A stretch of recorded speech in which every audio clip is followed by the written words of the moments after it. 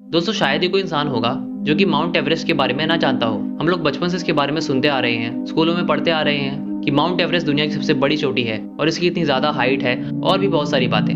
लेकिन आपने कभी नहीं सोचा होगा कि माउंट एवरेस्ट का नाम माउंट एवरेस्ट ही क्यों रखा गया। इसके पीछे की कहानी कई लोग आज भी नहीं जानते। सो हे गाइस, मेरा नाम है चेतन जोशी और स्वागत है आपका नॉलेज सूज की एक और वीडियो में।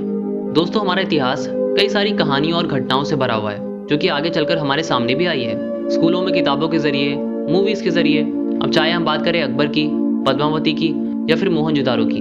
लेकिन कुछ लोग ऐसे भी होते हैं जिन्हें काम तो बहुत बड़े बड़े किए होते हैं, लेकिन अफसोस उनकी कहानी इतिहास के पन्नों में दब के रह जाती है और कभी लोगों के सामने आ ही नहीं पाती।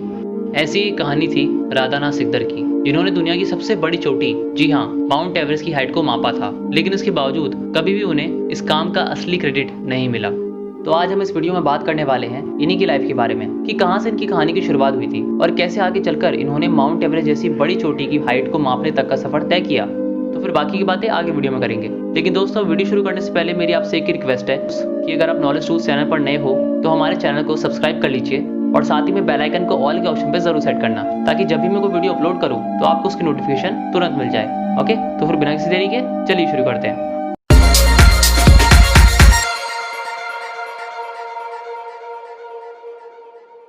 इस कहानी की शुरुआत होती है सन 1813 में, जब वेस्ट बंगाल के कलकत्ता में राधानाथ सिकदर का जन्म हुआ था। इन्हें बचपन से ही पढ़ने का बड़ा शौक था और इनका फेवरेट सब्जेक्ट मैथमेटिक्स था। जी हाँ, वही सब्जेक्ट जो कि ज्यादातर लोगों को पसंद नहीं आता, हर कोई इससे दूर भागता है। लेकिन राधानाथ सिकदर का मन तो इसी में लगता था।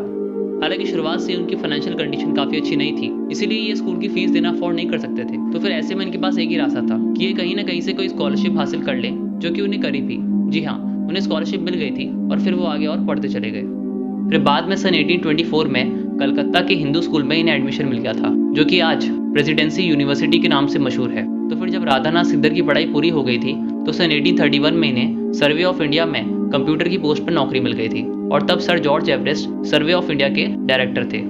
और हाँ, मैं आपको बता दूं कि हम बात कर रहे हैं सन 1831 की, तो तब कंप्यूटर तो होते ही नहीं थे। तो उस समय कोई भी चीज़ सॉल्व करनी होती थी या फिर जितनी भी कॉम्प्लेक्स कैलकुलेशन करनी होती थी तो वो इंसान ही करते थे, क्योंकि उस समय ऐसी कोई एडवांस मशीन तो थी नहीं जो ये काम चुटकियों में कर दे। तो सर्वे ऑफ इंडिया में जो लोग ये काम करते थे उन्हें कंप्यूटर कहा जाता था। सन 1830 में सर्वे ऑफ इंडिया की टीम हिमालय पर्वत श्रृंखला तक पहुंच चुकी थी और तब पीक 15 नाम के एक पर्वत शिखर की पहचान हुई थी, जो कि आगे चलकर माउंट एवरेस्ट बना। हालांकि जब इस पर्वत शिखर को ढूंढा गया तो तब इसका नाम माउंट एवरेस्ट तो था नहीं, ऑब्वियसली वो तो बाद में रखा गया, इसलिए तब माउंट एवरेस्ट को पीक 15 के नाम से बुलाया जाता था।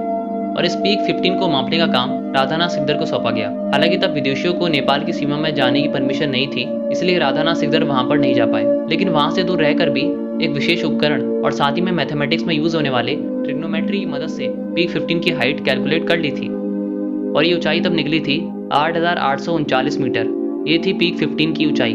और ये सब होने के बाद राधानाथ सिकदर ने इस चीज की पूरी इन्फॉर्मेशन एंड्रू स्कॉट वॉ को दी, जो कि जॉर्ज एवरेस्ट के बाद सर्वे ऑफ इंडिया के नए डायरेक्टर बने। तो फिर एंड्रू स्कॉट वॉ ने ये सब सुनने के बाद राधानाथ सिकदर की इन्फॉर्मेशन का एनालिसिस किया और आखिर में उन्हें ये पता चला कि उनकी इन्फॉर्मेशन एकदम सही थी, यानी कि पीक 15 की जो हाइट मापी गई थी वो बिल्कुल करेक्ट थी।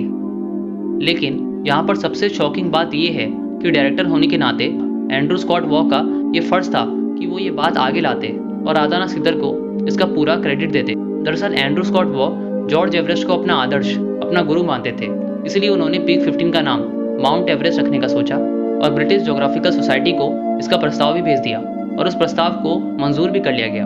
और तभी से इस पीक 15 का नाम माउंट एवरेस्ट के नाम से मशहूर हो गया और हम लोग आज तक इसे माउंट एवरेस्ट ही बुला रहे हैं। और उस समय राधानाथ सिकदर की जो मेहनत थी पीक 15 की हाइट को मापने के लिए, तो उसका क्रेडिट उस समय इनसे छीन लिया गया।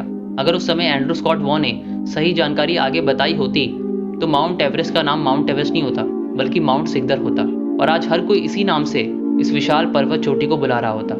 लेकिन दोस्तों सबसे खराब बात तो ये है कि हमारे देश को आज़ाद हुए इतना टाइम हो चुका है, कई साल बीत चुके हैं, लेकिन फिर भी आज तक इस चीज़ के बारे में एक्शंस नहीं लिए गए और इसलिए राधानाथ सिकदर को कभी भी उनके काम के लिए वो श्रेय नहीं मिल पाया जिसके वो असली हकदार थे। हाँ, अगर आप आज इंटरनेट पे सर्च करोगे कि माउंट एवरेस्ट की हाइट किसने कैलकुलेट की थी तो रिजल्ट्स में तो राधानाथ सिकदर का नाम आएगा। लेकिन क्या वाकई में इतना काफ़ी है? क्या आपको नहीं लगता कि पीक 15 का नाम माउंट एवरेस्ट की जगह माउंट सिकदर होना चाहिए? क्योंकि सर जॉर्ज एवरेस्ट ने कभी माउंट एवरेस्ट को देखा ही नहीं था। जी हाँ, ये है असली फैक्ट। अब आप बताइए, माउंट एवरेस्ट दुनिया की सबसे बड़ी चोटी का नाम एक ऐसे इंसान के ऊपर रखा गया जिसने उसे कभी देखा भी नहीं था, जो कभी माउंट एवरेस्ट गया ही नहीं था और जिसने एक्चुअल में अपना टाइम, अपनी नॉलेज, अपनी एनर्जी उसे कैलकुलेट करने में लगाई, उसको तो असल में साइड कर दिया गया। लेकिन खुशी इस चीज़ की है कि आज भी कुछ लोग हैं जो कि इस चीज़ को लोगों के सामने ला रहे हैं, जिससे कि लोग इस बारे में अवेयर हों और इस पूरी चीज़ के पीछे जो असली सच्चाई है वो लोगों को पता चल पाए। तो दोस्तों, ये थी वीडियो राधानाथ सिकदर के अचीवमेंट्स के बारे में। मुझे पता है कि वीडियो थोड़ी अलग है, इसलिए मैं जानना चाहूँगा कि आपकी इस वीडियो के बारे में क्या राय है। आपने पूरा टॉपिक तो देख लिया है, तो फिर आपने इसमें क्या समझा, आपके इसके बारे में क्या ओपिनियंस है, वो मुझे कमेंट करके ज़रूर बताना। अगर आपको ये वीडियो पसंद आई है तो आप इसे लाइक कर सकते हैं, लेकिन दोस्तों शेयर करना बिल्कुल मत भूलना, क्योंकि मैं चाहता हूँ कि ये चीज़ ज़्यादा से ज़्यादा लोगों को पता चल पाए, जो असल सच्चाई है उनके सामने आए। इसलिए मेरी आपसे रिक्वेस्ट है कि इस वीडियो को जितना ज़्यादा हो सके उतना ज़्यादा शेयर कीजिए। और हाँ, एक और बात, अगर आपने अभी तक मुझे मेरे सोशल मीडिया हैंडल्स पर फॉलो नहीं किया है तो अभी कर लीजिए, क्योंकि वहाँ पर मैं हमेशा अपनी वीडियोस को लेकर अपडेट्स देता रहता हूँ। तो फिर अभी जाओ और फॉलो करो। मैं आपसे मिलूंगा एक और नई वीडियो में एक और नए टॉपिक के साथ, और देखते रहिए नॉलेज टूल्स।